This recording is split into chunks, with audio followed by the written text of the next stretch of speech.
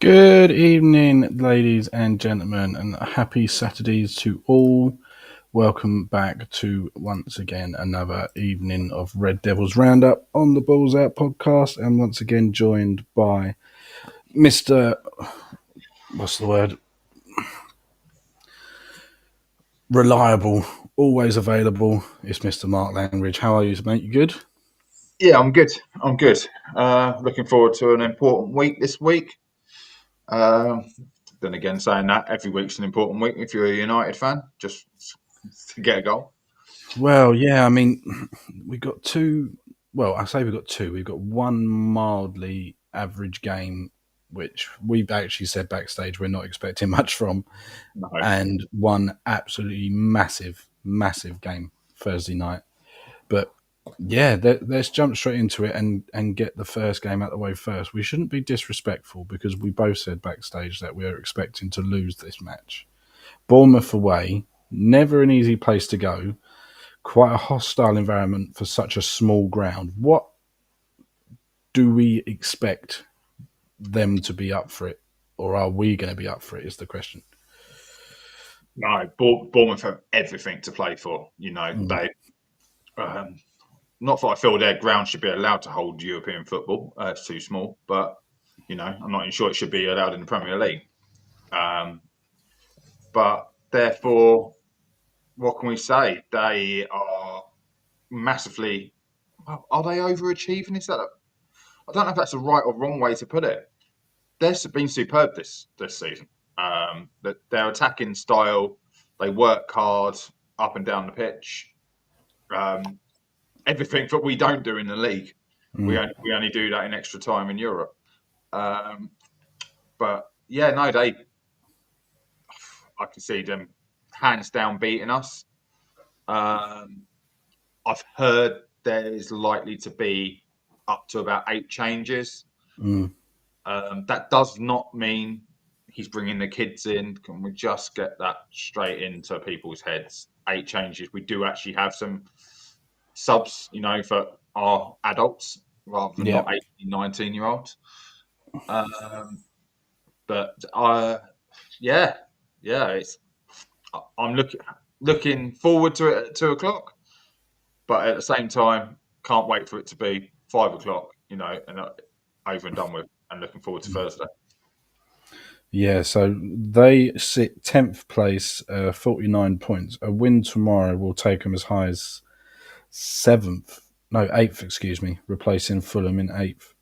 Um, and with the way this season is going, that could end up actually potentially being a Champions League place, some sort of some form of European football place, if everything goes the way we hope. For example, if United win the Europa League and Man City winning the FA Cup or Villa, whoever, obviously the places get passed down.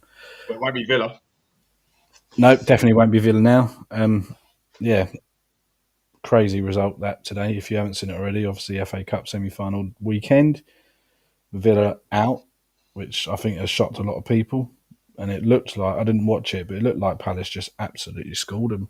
I watched it briefly before I went and did the garden, but they 1-0 up, then missed the penalty. Within 5 minutes, 2-0 up, finishes 3-0. Mm. So, Villa just out of it, well and truly out of it. But this happens, and this is sort of it's a sort of bit like Man United now. Villa they've come out of Europe, they focus on those last two Champions League games, and they dropped off, and now they stay dropped off. Mm. They've gone from having a chance to make a Champions League semi-final, make the FA Cup final, qualify for Champions League again, and they're slowly starting to drop place by place down the league with loss after loss. So, Yeah, going to be interesting. But anyway, yeah, back to Bournemouth. Their manager is on a lot of people's radar, and only Areola already talks of Ange Postecoglou when he gets sacked, not if. By the sounds of it, it looks like he's going at the end of the season, regardless of his performance in Europe. he's already top favourite and only to go there. My question is, and it's the same as if when we sacked Ten Hag and we had this list of Premier League managers that were being linked to us, why in God's name would Iriola want to leave Bournemouth, who's they're sitting quite comfortably, 10th place, to go to Tottenham, who are sitting, I know it's easy for us to say, but sitting in 16th? Yeah. Well, you wouldn't, would you? You wouldn't, because there's a reason Tottenham are down there. Now, last year, we tried to say, oh, we were off the pace because of injuries. This year, Tottenham have had a lot of injuries, and they're even lower than what we were last year. Yeah. But I don't believe they're all playing for the manager, you know. And as a new manager coming in, it's a dangerous thing to look at, isn't it? Yeah, Tottenham don't you can come into Man United and go, they're not playing for Ten Hag, I can turn it around. But if I was the Bournemouth manager, I'll be looking at it going, well, I need players who work hard for me. I look at Tottenham, I can't buy them because they won't make any signings. And I'm not sure if these players are laying the tools down and giving up on the manager. yeah, So yeah, I totally agree. He's been linked with moves back abroad as well, like bigger yeah. teams, Champions League teams, or and things like that. Maybe Spain, go back to Spain. I think there's But a tenuous link also to Bayer Leverkusen on the premise that Xabi yes, Alonso will it end goes to up. Real. Yeah, which again, not a bad place to go. Champion, you can finish second, third in the league, guaranteed almost if you can keep the players. But if Alonso goes, I'm pretty sure we will definitely try our hardest to sign Frimpong. The striker will probably leave as well, so that side might collapse, Mm, on itself with if the manager goes. So, and that's what you got to look at as a manager. Can I spend yeah, money? What players have I got there? What can I do? But he's a great manager, and he gets them to work hard. But I've said that all season long. The players don't want to work hard for Manchester United. That's why we are where we are. That's yeah, why people are talking about up to 9 players going in the summer. That's why this makes this a very hard game this week. You know, if we've got to make 8 changes, keep people fresh, well, actually, they've just had a week off, i.e., no midweek game. So they've been training. They shouldn't need a rest. They've had one less game this week, so they've had mm, that rest. Interesting what Rooney was saying about Rasmus. You've only got one striker, and you've only got you can bring in these youngsters. Let's talk about that. So if there's 8 changes, yeah. we're looking at bringing in potentially youngsters. That's what a lot of people's mindsets is. Whereas Immediately, yeah, where mine is, no, we're talking about playing Ericsson. We're talking about Toby Collier's back, Mainu, people like that. But what is the point in playing youngsters now that can't play in Europa League match? They're not registered. They can't play. So if yeah, we play Obi up front and we drop Rasmus, we have no other striker for Europe. So not playing Rasmus, he might go another game without a goal, but he might score and go into that match with a buzz. yeah. So very dangerous situation to be in. But that's why I feel like people need to stop thinking, play the youth, play the youth. Doesn't work. Does not work like that. I'm not being Alan Hansen. You can win stuff with young players, but it is important that they have the right people around them, not the ones who are giving up. Yeah.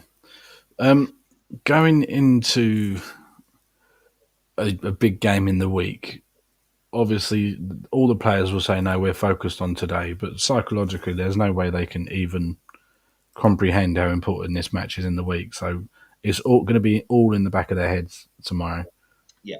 without a shadow of a doubt. And Worst thing with you can have. yeah, and also in the build up to such a massive game, you want momentum and you want you want two things going into a massive midweek match. You want momentum, so you want to beat whoever you're playing against at the weekend Yeah.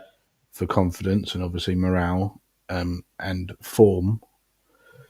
But you also want to come out unscathed, and that's always been the issue with these sort of mediocre. I mean, no disrespect to Bournemouth, but we've both said we aren't expecting to get anything from this match, so we give all the respect to Bournemouth in that respect. So, but what I'm trying to say is that we want to come out unscathed, so we want no injuries. Speaking of injuries, obviously massive news this week is that it looks like Diego Dallo is likely now to miss the rest of the season, leaving that side of the pitch very, very short. Let's get your thoughts on that very quickly. What do you make of that at this stage of the season? I don't think it's a loss. Okay. So I'll have to explain that a bit more. Mm. Football fans have very short memories.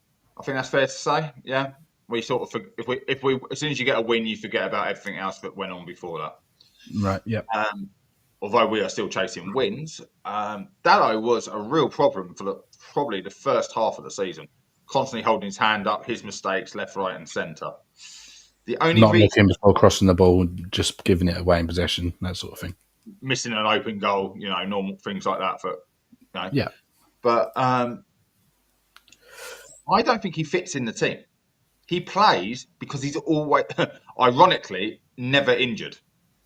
Now he's injured. Him and Bruno are never injured. The amount of games they play between them each season is ridiculous. And the most important player a manager can have is one that doesn't get injured. Mm. But who do you play on the left? Dorgu now? Yeah. As soon as we got him in, Dallo lost his place where he was playing. He was playing on the left. Yeah. So Mazraoui just goes out to the right. That's as simple as that. If we've got this Fredrickson, the last game, Mazraoui goes out there. Garnacho could play out there. He doesn't, but he could play out there. No, I'm with you with the fact that maybe from performance level, it's not a loss but he has been better the second half of the season. Not brilliant, we'll admit, but he has been a lot better. But I think that is purely because that we are limited in those positions. But like you say, now with Mazraoui, Dorgu, I think this builds up the opportunity for Ruben tomorrow now to give Shaw a lot of legs, a lot of opportunity, see where he's at physically. It looks like he's on the cusp of a full-time return. Whether he's still going to be in the team next season, I very, very much doubt. I would imagine he's probably... He didn't play. So obviously he came on, he played the extra time, and then he was dropped from the entire squad, wasn't he? Yeah, it doesn't surprise me in the slightest. So now he's had a week's worth of 2 weeks worth of training almost, like from that Thursday through to 10, 11 days. So he didn't play. He wasn't in the squad for Sunday against whoever it was. No. Wolves. Pretty sure he wasn't even on the bench. I'll have a quick look. But let's check that. We know he's coming back. It seems that way, yeah. But is this just a chance for Ruben basically saying, right, let's get you in the shop window. Let's see what you can do. And see if we get any tenuous. We talked about this. I almost thought he was trying to lose the game for us when he came on. Colliding with our own players, giving the ball away, playing really bad back passes to the goalkeeper when someone's about to clear it.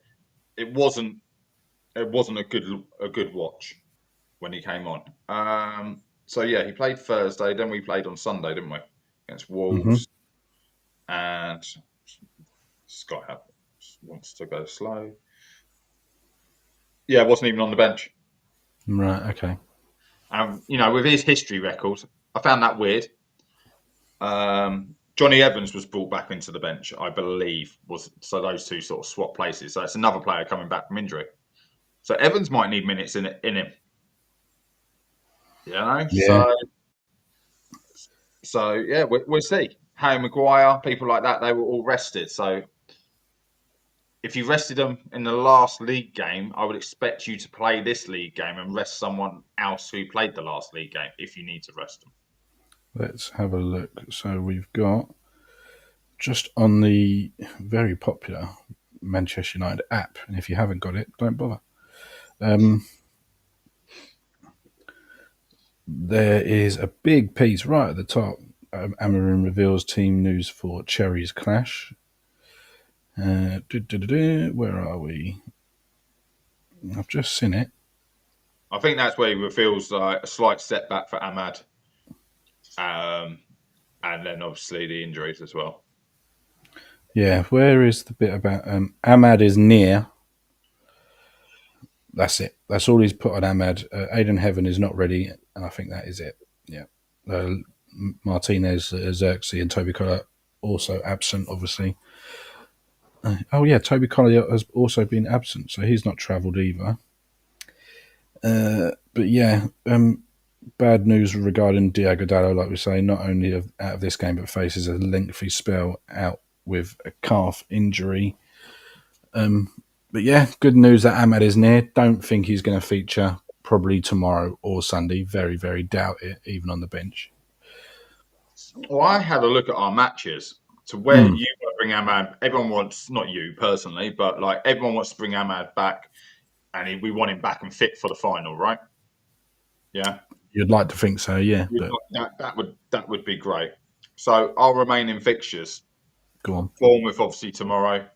Then we play Athletic with Club, Brentford, and then Athletic Club again, right? So if we get through that, we're at May 11th, next game. Mm-hmm. West Ham, Chelsea, Villa, last 3 games. He's got to play in those 3 games. He's got to make appearances to get his fitness. Yeah, he needs half an hour in the first, half an hour in the second, and a full 90 in the third. Yeah. To then play a full 90 in the final. I'm not sure when the final actually is. Is it after? Is it in June? Wouldn't believe so. Let's have a look. Because if it's not, then it's between the Chelsea and Villa game. Shall we, very quickly, before we do, score prediction on the Bournemouth game, and then we'll move on to the Bilbao game? It's not going to go down well, but I can't change what I said backstage. I think Bournemouth beating us like 4-0. They're very dangerous. I love Kluivert. I think he's fresh breath air. But I could see him. Is it Semedo? Semenya? I can't remember which one it is. Yeah, Kluivert. Yeah, they are good up front. And it will depend on what we do at the back. It will depend. I wouldn't mind seeing some youngsters. I think they would bring something different. You know, they wouldn't know what they're up against. Yeah, I'm not quite as far as 4-0, but I would probably say maybe a 2-1. And I would like to see like a bit of confidence maybe in like Rasmus or Garnacho just going into Thursday. I don't think it's going to be a terrible performance. I just think Bournemouth are going to have much more on it, and our minds are going to be much more focused on Thursday. So I will take right now, if you offered it to me, a 2-1 defeat, no injuries, and a fairly reasonable, decent performance. I'll take it all day long. That's what I think is important this weekend: is good performance and good performance and no injuries.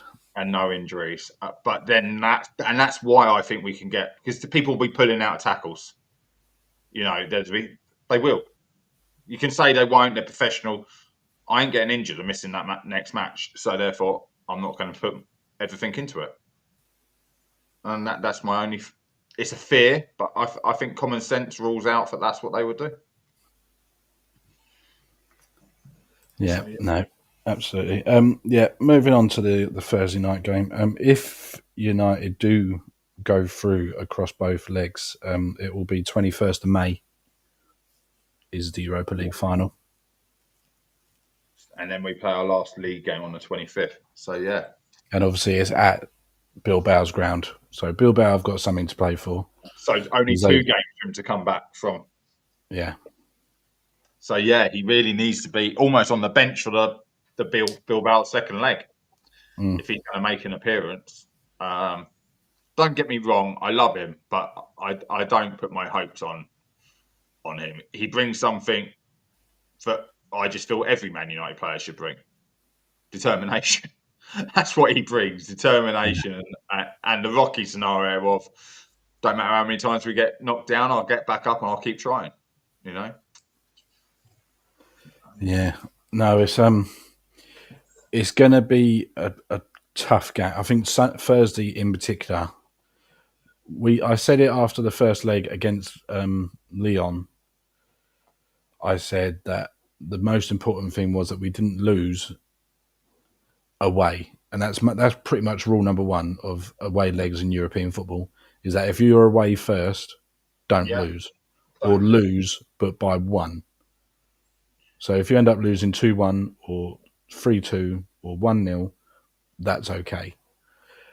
Obviously, we didn't expect the second leg to go as it did, but that's. I think Twitter's sort of still riding on the wave of that, Man United Twitter. We've got someone that we've not seen before, but it's not just Bilbao's ground. They're considered to be the Basque National Stadium. Thank you very much. Welcome as well. A few cheeky comments there. I like that. I wish they were.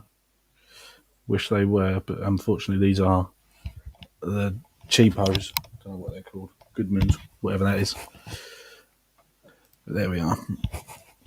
No, welcome. Yeah, so if we can get through Thursday not losing, and again, no injuries, I'll take it.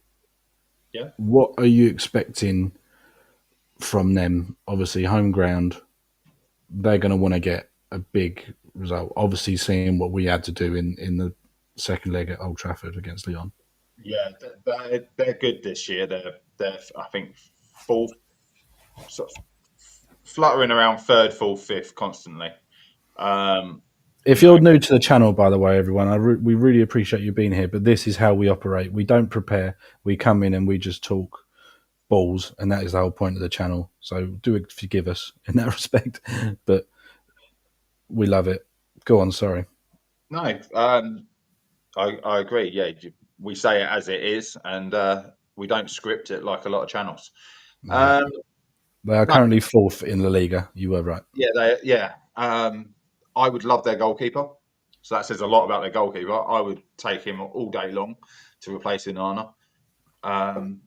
And yeah, he plays sort of like more counter-attacking, so it's everything we should be used to from training. But they are fluid when they go forward. I was trying to say, I don't think they've got a game this weekend either. Bear with me. The Spanish FA does like to look after its teams in Europe. And they might have already played. They could have played last night.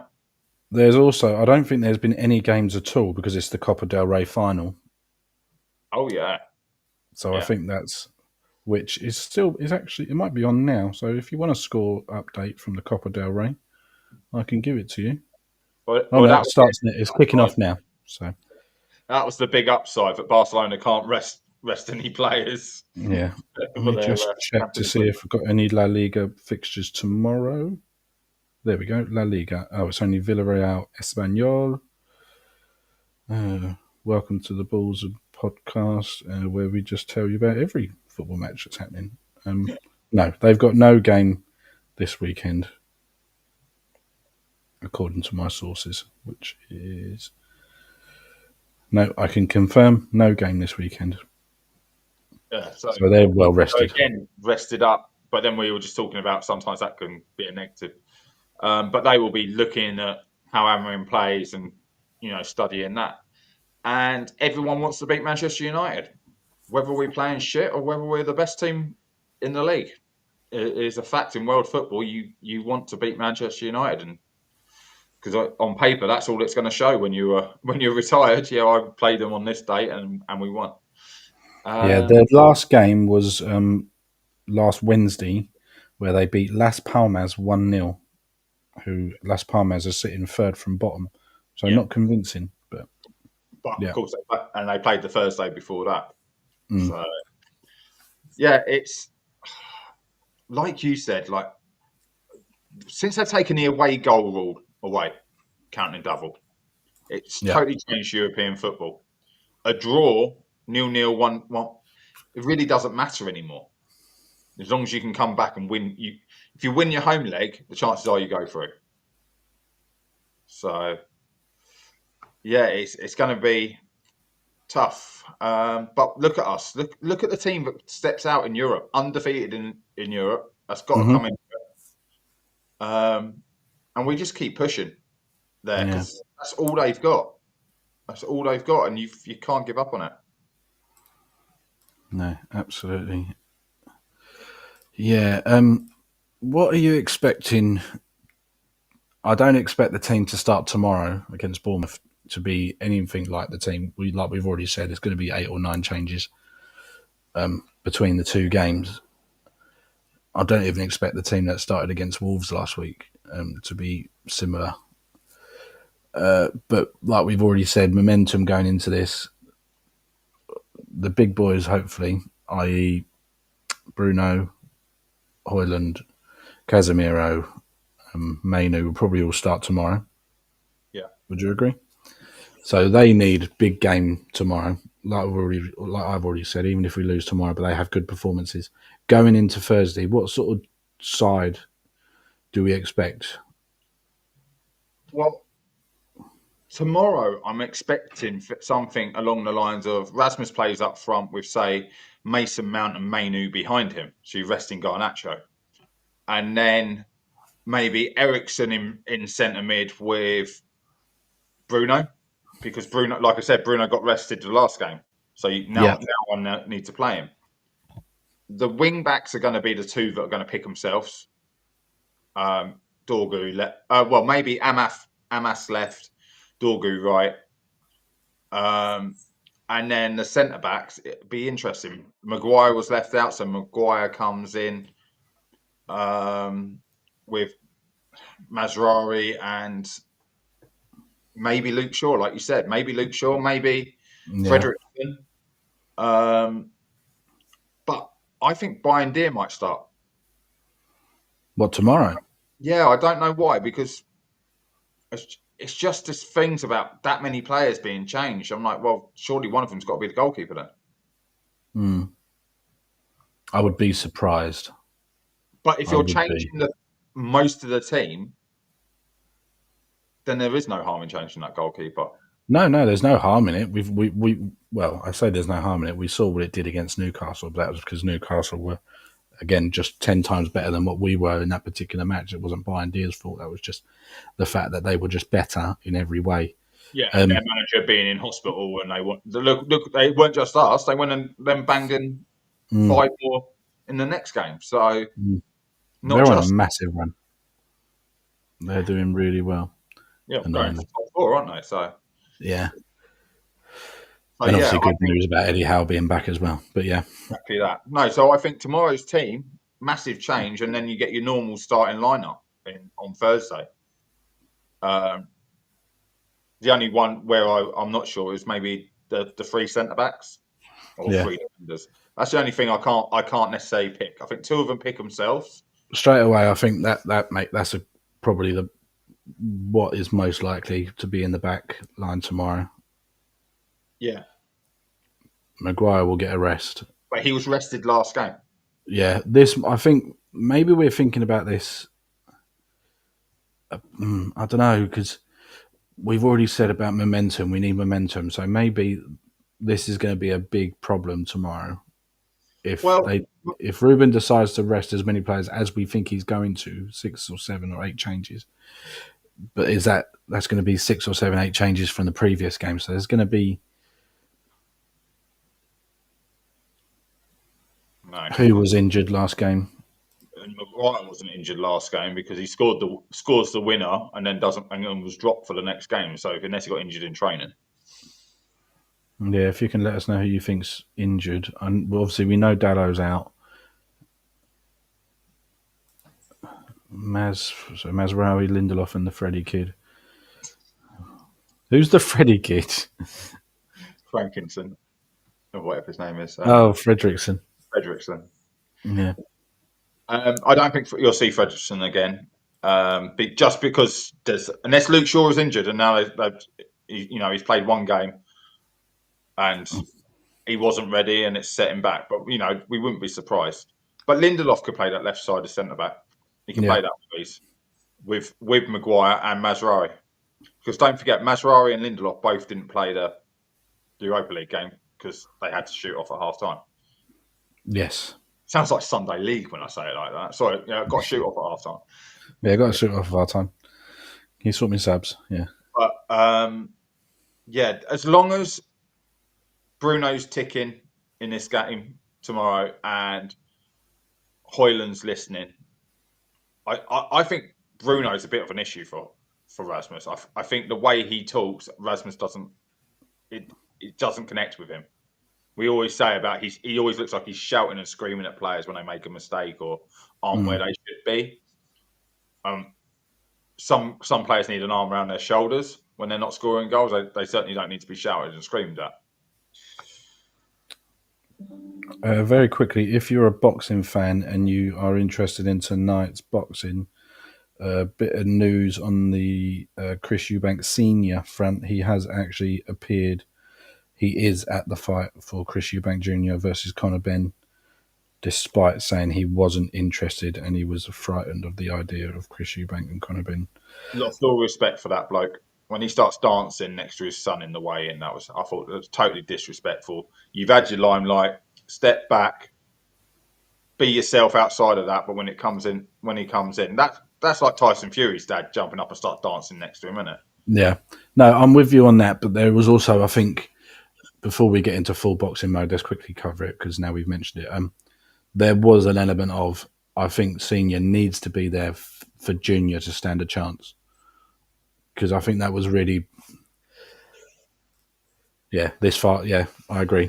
I love Eubank Senior, but this fight is a farce and should never be happening. A bit like a fine for being half an ounce 0.02 of an ounce or of a pound over. Yeah. £375,000, $500,000. He could have just sent him for a piss. He would have passed. It was that much. He was over, and then you sign him $500,000. Yeah. Jesus, they're making enough. They're making enough money because it's a 2-fight deal as well. So they've got this one, and they've got there's going to be one in October. But yeah. Anyway. No. Anyway, back to the football. We're Chris Eubank Jr. fans anyway because he's a United fan. He's from your neck of the woods, isn't he? Yeah, mate. I was going to say. Yeah, we've driven past me a few times into McLaren. But his dad though is an absolute arse. Almost run me over in his truck in Brighton. But he always has been. Actually, his brothers are all right. So one of we should definitely do a balls out boxing chat. Look at the reaction we're getting. Thank you. This fight is dangerous in my opinion. Yeah. I do agree as well. This is, 100%. But I think that's more dangerous to Conor Benn than it is Eubank. I know the weight difference. Yeah, it's crazy, but yeah. No, thank you for the reaction. That has given me a brilliant idea. When we get into Saudi Riyadh season in the down months. The Whittaker fight. That's all I care about. Ben Whittaker. I think he's quality. I think we've missed the Liam Smith fight. Was that also happening tonight as well? Yeah, it was one of the first fights. It was. Can someone let me know how that went? Because I missed that. I'm not paying for it, by the way. Riley Clark. Riley defeats Clark to win title. Bear with me. It's all just Conor Benn, Eubank Jr. I just want to know what's happened tonight so far. Billy Joe Saunders. Hydration clause is a joke for Eubank. This is why I think it's dangerous. Yeah, 100% agree. He could be going into the ring about 170 to 180 at this point. I think some people were saying it's going to be Fraser Clark walks out to Arsenal's North London forever at Tottenham Hotspur Stadium. I love that. I've got to give that a clap. I'm sorry. Yeah, that's brilliant. I'm sorry. That's like Tyson Fury fighting at City's ground and walking out to like a United Road. Oh, Chris Bidham-Smith, he won. Anyway, sorry. Red Devils Roundup / boxing chat. But no, that's given me a great idea. We will do that. We will do that. What was he talking about? Man United. Man United in Europe. Yeah. Yeah, we're just saying. I expect more of a gung ho Man United, almost. I think that you've got to take it to them. You I can't. think, yeah, I agree, but I'm going to disagree. I think this is a chance for us to show. I was going to say our defensive side, but we haven't really got one, so it's difficult to say that. But And by losing Dallo as well, that's not going to yeah, change that. it is going to. Yeah, I was going to say we've got to show our sit back mentality and just soak up the pressure, but I don't think that's going to work. I think we do have to. It is a case of the best form of a defense is attack in this. Yeah. In this, yeah. Thank you very much for joining us. Please come back again. Really appreciate the like and subscribe. Yeah. Yeah. It's gonna be interesting. What do you think? So we're in agreement that probably Ruben's probably going to be thinking along the lines of best form of defence is attack in that sense. I think that maybe Bruno plays in the middle and not in a 10 role. If Mount can make it through tomorrow, and I think we'll see Mount or Mainu in a 10 with either Garnacho or something. And that way, he doesn't have to worry about playing Casemiro if we get the game gets stretched. Casemiro has been superb and does not deserve to be dropped.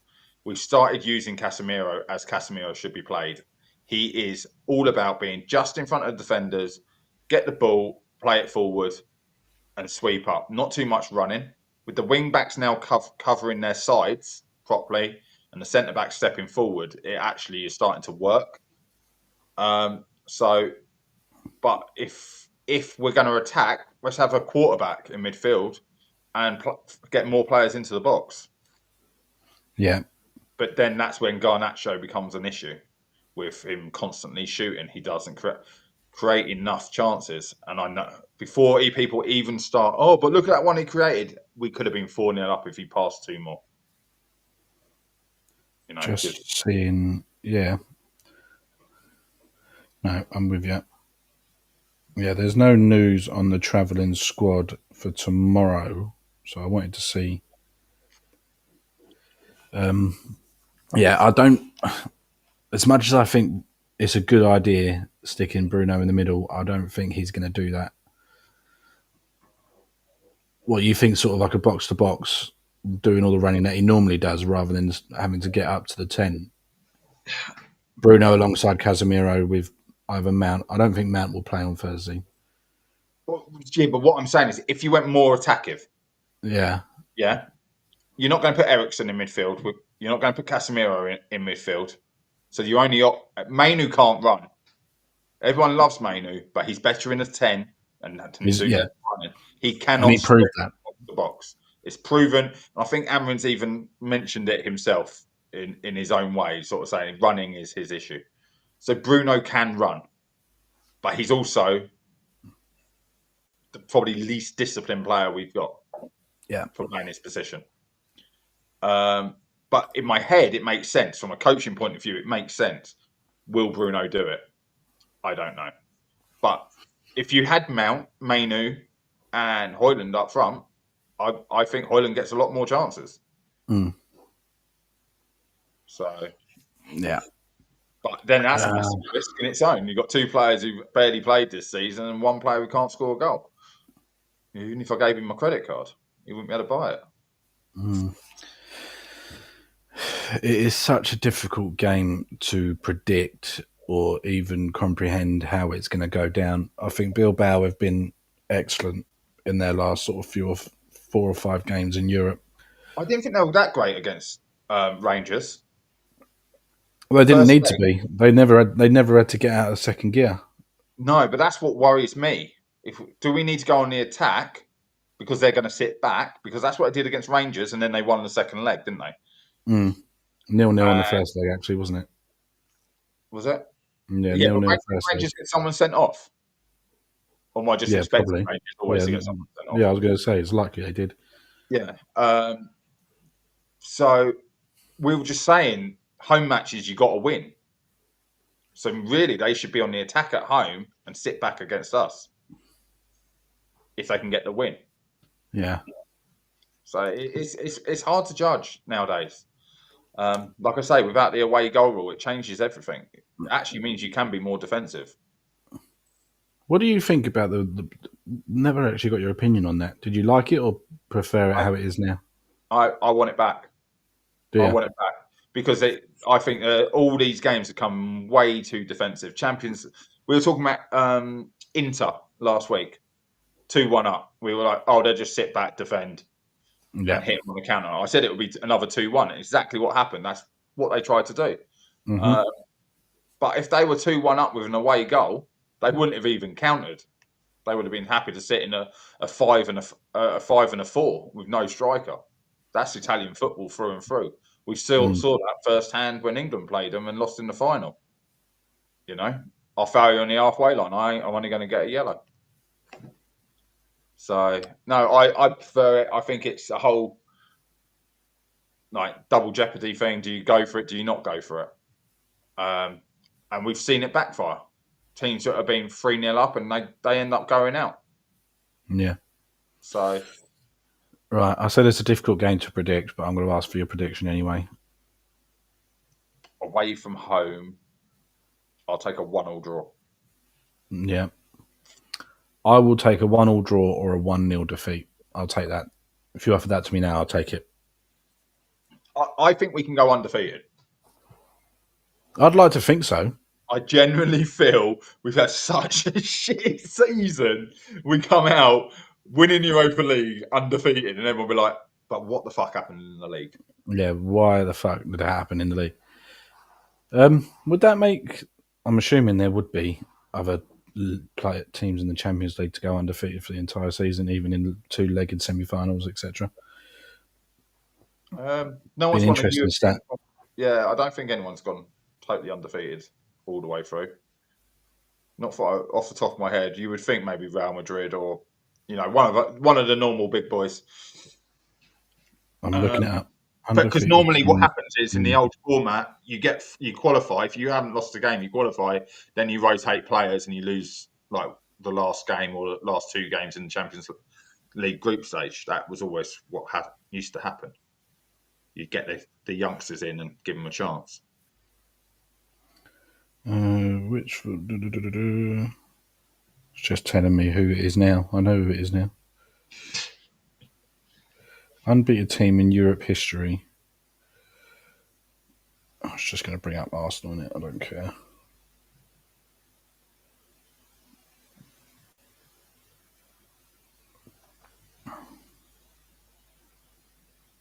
Yeah. Can we be the unbeatables, but in Europe? Yeah. We might be the first ever English side to do it. Unbeaten teams in Europe history.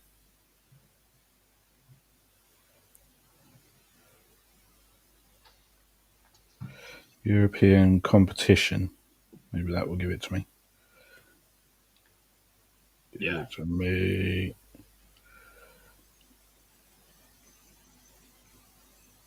I think someone like Red Star Belgrade done it back when they won the Europa League, European Cup, as it was back then. So it is possible. Are Chelsea unbeaten as well? So the longest unbeaten run in Champions League or European football history is Manchester City with 27. But that was from 2022 to 24, so it doesn't really tell us, but you know what I mean. Yeah, I think Amazing. I'm sure Chelsea lost a game in the conference, so you could have two British teams with. I forgot that was even a competition still going, to be honest. Well, mate, we better look forward to it. There's still half a chance we could be pushed into that. You know. Amazing. So the teams on this list are quite interesting. So who do you think? So you've got Man City in first. That was I mean, number two is quite a tenuous link. I mean, this is quite. Espanyol went 26 games unbeaten in Europe, but that was spanning 2006 to 2019. And I think for most of that, they weren't actually in the competition. But because it was consecutive games, but they were out, that still counts as being undefeated. But okay. It'll be the Spanish teams in the Europa League. Villarreal. Who No. was Emery with? Emery's one of them. Valencia, probably. No. Yeah, So that was 2007, 2009. I don't know, mate, because some of these sound a little bit, like you say, very weird. If West it can Ham. only, like, how did City go? They didn't win it 2 years on the trot, so how did they go 4 years without losing? Well, they lost against Real Madrid on penalties, didn't they? Oh, so that doesn't get counted. Doesn't get counted. Did they go through to the next round? Therefore, they lost. Yeah. That's what I mean. This is a bit like these people who class a goal when someone hoofs it from defence and a defender misses it as an assist. It will be interesting to find out who is the longest reigning. Like, if we win it, is that the only team to go a full unbeaten? It's probably not, but it'll be interesting. Anyway, What do you reckon? You reckon 1-1 or 1-0? I reckon if you offer me a 1-1 or a 1-0 defeat now, I'll take it 100%, and then hopefully batter them in the second leg with stronger mentality being at home, because I think at home actually the crowd really got behind them in the first half, and then because we all thought it was over against Leon, it just collapsed. But then, yeah. Anyway, we should probably that collapse may have had something to do with the players worrying about their teammates, who had two of them had to leave for family issues. So yeah. People have to look at a whole picture and not just listen to media, which is what we like to do on this channel. We'll talk about everything that happened. Right. We should probably very, very quickly before we go, we should address the biggest transfer news of the week, in that Matheus Cunha is apparently desperate to join Manchester United. That was what one person was quoted saying this week. Matheus Cunha, what are your thoughts on him? Obviously, he scored today, I think. Yeah, I don't want him. You don't want him. Go on. I am absolute brilliant player. Brilliant player. He should be moving on from Wolves. Simple as that. Mm-hmm. Is he better than what we got? Yeah, probably. I'll take him over Garnacho. That's the real rumour. Garnacho out, Cunha in. But I don't trust his disciplinary record. I don't think he conducts himself what we would expect of a Manchester United player. Look at the history with people who are active on social media, coming back at fans on social media. Your Paul Pogba's, your Jesse Lingard. I don't want people like that around the club. I look at as a player, an outright player, if he wants to be the next Eric Cantona, well, let's be fair. Let me take that back. Let me take that back. No one's going to be the next Eric Cantona, all right? But if you want to be like Cantona was at Leeds, hated and everything, and then that wasn't the player we signed, but what he turned into was something amazing, right? But he was hated. He was outspoken, and no one had a good word to say for him. It's the only reason we got him. Cunha could be that player, couldn't he? He could be like that. Yeah. We all know he's capable of playing football, but it's everything else that comes with it. He's got an ego about him, which I don't think is necessarily a bad thing. But yeah, no, totally agree. But if you come to Man United, get rid of your social media, because if you're going to come back at fans when you're a Wolves player, you're going to think how much grief you're going to get as a Manchester United player. So there's just logic there. There's probably an element of Manchester United Manchester United will tell him, right, we're going to have someone run your social media like they have done in the past with other players or agents, etc. But it's not going to stop him squaring up to people on the pitch and getting stupid red cards. What did I say at the start of the show about Dalot? Most important thing is to be available for the team. You're getting sent off every few weeks when people are going to go for you. You're becoming more and more high profile. his whole mindset would have to change if he comes to Man United. But then do you lose a bit of the player? If you take Yeah. that out of him, do you lose what he has? So great player on the right hand, left hand, weak mentality. £62.5 million release clause. That's cheap. There's no getting around that. That's cheap. What do you think he's worth then? I mean, after his performances this year, if you take out his mentality and his ego, you're probably looking at an 85, £90 million player because he's been proven in the Premier League because he's done it. But Declan Rice went for 100 million and he's a team at the top of the league. English makes complete difference, and you know that. So don't come at me with that. You know full well. No, but then what I'm saying is he's 100 million. If he's in and English, you're saying it fluffed it up, right? It increased that price. Yeah. Different positions, but Declan Rice is still a better player than Cunha. Oh, yeah. So if I take the English tax off, you're putting him at Cunha as a higher transfer value. Well, how much would you say the English tax is? 2 million is way over the top for him. What, for Cunha? He's at Wolves. Hang on. Go on. Talk. He's at Wolves. Where are Wolves in the league? Oh, you've just thrown something else at me now. Wolves are just below us, aren't they? They can go above us if. No, they're above us. They are currently above us. If we don't, they're above us now. If we don't win tomorrow, which we've already predicted we won't. They're 13th. So where are we? So they're 13th. So we're looking at players at the bottom half of the Premier League and saying they're worth up to 80, 90 million. 29 matches, 15 goals, 6 assists this year. 29 matches, 15 goals, 6 assists. So 21 goals in 29 matches. Like either he scored or created. Mm-hmm. Okay. For 62.5 million. How many goals has Salah got? Oh, fucking hell. What am I, your fucking statistician over here? Well, yeah, because what I'm thinking about it. 33 matches, 27 goals, 18 assists. Okay, so he's got the assist there, and they're about to win the league. So, and he's also, and also you add into the fact that he's just about to be given the highest paid contract, the second highest paid player in the league. Yeah, behind. So yeah, no, I see what you're saying. So he's got 15 goals. Did he get 2 today? Also, bear in mind 0 red cards this year for Matthias Cunha. 3 yellow cards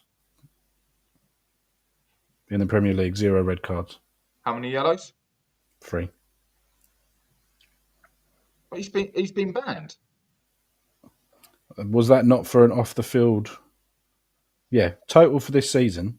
Oh no, total in general. 13 yellow cards, 0 red cards in his Premier League career. So why has he only played that many games? Because he must have been banned for off the field stuff. Was it not for when he? That was when he took the glasses off either a journalist or a photographer and smashed them. Might have been, but this is what I'm talking about. That's a Cantona. That's a Cantona. It's Cantona-esque, isn't it? Look, he wants to play for the club, by the sounds of things, and that's what we need more than anything. 29 goals, 0.37 goals per match. Yeah,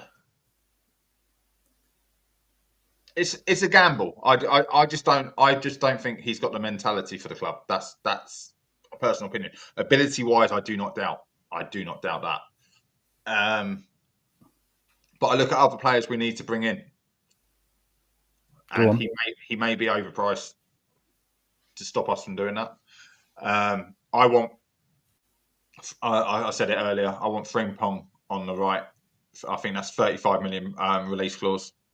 Right. So here's the story on that ban. Wolves forward fined 50 grand and will miss next match. Matthias Cunha is handed an additional 1 match suspension by the FA for acting in an improper manner after his sending off against AFC Bournemouth in the FA Cup.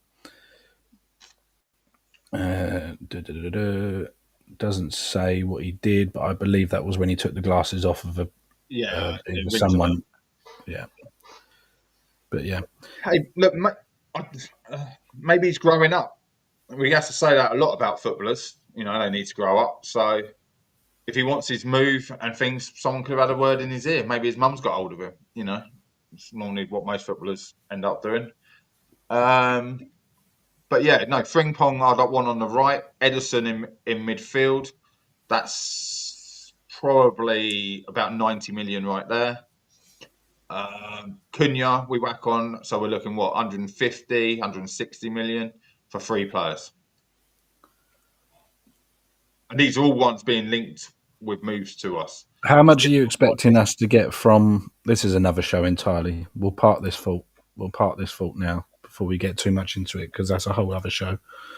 We'll do that at some stage, probably near the end of the I see season. where you're going, but yeah, the main thing is what I was going to say is I think we're struggle to sell players still because people don't want to pay their wages. Yeah. So you're not having Cunha at that price I would after want I've him. just told you. Yeah. I, You're not I getting him think for you're that. right. I Yeah. think you've got Premier League tax, and I think someone else comes in and buys him for cheaper from Wolves. He goes abroad, and Well, that's he what won't be able to go. He won't be able to go for cheaper because it's a release clause out of his contract. So that will be the minimum they'll have to pay. 62.5. Yeah, but don't forget you can come in and say I'll pay you 70 over 4 or 5 years. Oh So yeah, they're doing it. So he goes yeah. he goes for cheaper to someone else in the Premier League. That no one's going to let us do that to him. It's what we've done to foreign clubs when you've taken them to a different league. You pay a little bit Mm. more so you can spread the costs. I wouldn't say no to him, but he's not my cup of tea. I just feel he hasn't shown me enough to be there. But he was quite respectful when he played against us. There was a little moment, it wasn't there in the tunnel, that went quite viral with the manager. And he's scored 1 or 2 today. I can't remember what it was. I feel like he got two. Brazilian as well, so he's got Portuguese. Yeah, so he'd be able to talk to that. So you've got the Casemiro, Bruno, Dallo, all of those that speak it as well. He got 1 goal, 1 assist today. That was an assist, was it the other one? Okay. But he is something we need. But he only comes in our team if we get rid of Garnacho. Again, this is a whole other show, but I would say that probably Garnacho's going. Yeah. If you give me the option between keeping Kobe Mainu or Garnacho, I'm taking Mainu. Although his pub, see, I'm saying about Cunha, a public coming back at David Ornstein from Garnacho about putting out that he was being sold. So, and Garnacho, that's not the first time we had the Mark Goldbridge interaction on Twitter and things like that. But that's just age again. Yeah. No, So, brilliant stuff. Right. Yeah, excellent stuff. We have another edition of Balls and Brew out on Tuesday. Mark and will be along for that one. That is a combined Arsenal Manchester United 11. We have pre-recorded it. No spoilers, but it's a good one. So make sure you watch that. Lots of heated discussion. There was very nearly me getting in the middle as a boxing ref, stopping them two ripping each other's head out. And I think we will park the idea of a boxing balls and brew boxing chat. But yeah, no, yeah. If you've enjoyed it, like and subscribe, and if you want to join the channel, please do. Just jump into our DMs. One of us will get back to you, and we'll add you into our WhatsApp group, contributors group. We would love that. But if you've enjoyed tonight, we really appreciate it. And yeah, see you soon. take care.